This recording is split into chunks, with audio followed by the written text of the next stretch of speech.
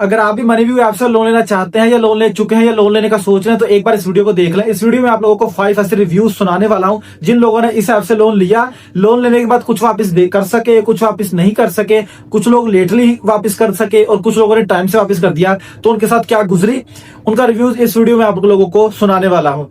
तो और साथ में आपको ये भी बताऊंगा कि ये आरबीआई से रजिस्टर्ड है या नहीं। साथ में ये भी बताऊंगा कि आप इससे लोन लेते हैं तो आपको वापस कितना करना पड़ेगा, वो डेज से आप खुद डिसाइड कैसे कर सकते हैं।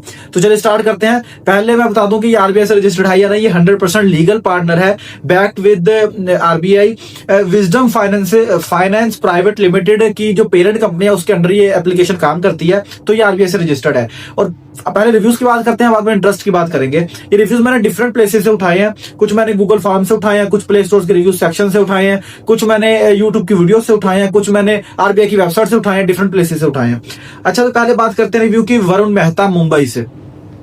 मुझे दुकान का रेंट भरने के लिए अर्जेंट 40,000 चाहिए थे। मनीव्यू पर डॉक्यूमेंट दिए और उन्होंने मेरा CIBIL के हिसाब से 24 घंटे में पैसे बैंक में भेज दिया। इंटरेस्ट रेट बैंक से थोड़ा ज्यादा लगा पर मुश्किल समय में काम हो गया। मैंने सारी EMI टाइम पर दे दी हैं। गूगल प्ले स्टोर से रिव्यू उठाया मैंने। सेकंड रिव्यू है मीनाक्षी, चेन्नई।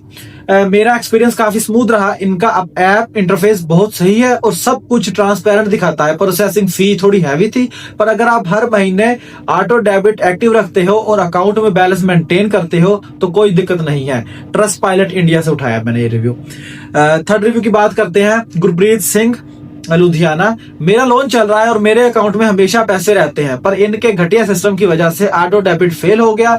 इन्होंने मुझ पर 500 की पेनल्टी लगा दी और मेरा CIBIL स्कोर भी गिरा दिया। जब कस्टमर केयर को कांटेक्ट करने की कोशिश की तो सिर्फ ऑटोमेटेड ईमेल्स आते हैं, कोई ढंग से बात नहीं करता।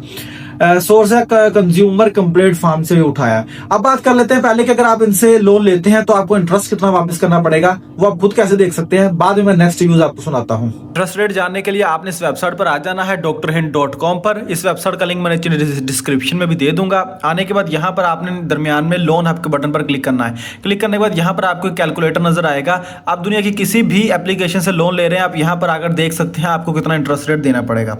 अब यहाँ पर सबसे पहले आपने वो अमाउंट लिखनी है कि जितना आप लोन लेना चाहते हैं। एग्जांपल के लिए मैं यहाँ पर 1 लाख लिख लेता हूँ। यहाँ पर आपने वो इंटरेस्ट रेट लिखना है जो आपको वो एप्लीकेशन शो करवा रही है। अब नॉर्मल इन एप्लीकेशंस का जो इंटरेस्ट रेट होता है वो 30% से ज़्यादा ही होता है एनुअली, लेकिन यहाँ पर अगर मैं 50% लिख लेता हूँ तो 50% लिख लिया। अब आपने बताना है कि आप कितने वीक्स के लिए, डेज के लिए या मंथ्स के लिए लेते हैं। अगर मैं यहाँ पर मंथ्स लिखता हूँ और 3 मंथ्स लिखता हूँ तो देखें कि मंथली EMI कितनी देनी पड़ेगी और टोटल आपको इंटरेस्ट ऊपर कितना देना पड़ेगा। आप 1 लाख लेते हैं तो आपको 12,500 3 महीने के अंदर अंदर इनको ऊपर देना पड़ेगा, यानी कि टोटल आपको 1,12,500 देने पड़ेंगे।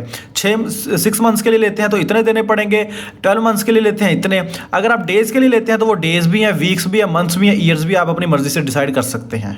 फोर्थ रिव्यू की बात करते हैं। आकाश मिश्रा।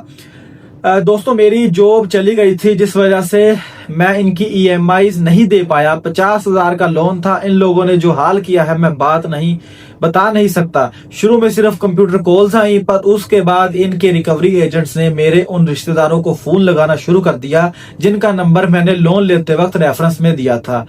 उन्हें बोलते हैं कि आपका लड़का फ्रॉड है, पैसे नहीं दे रहा है। मेरी पूरी फैमिली में इज्जत मिट्टी में मिला दी। इन्होंने CIBIL स्कोर 760 से गिराकर सीधा 480 कर दिया है। अब जिंदगी में मुझे कहीं से लोन नहीं मिलेगा।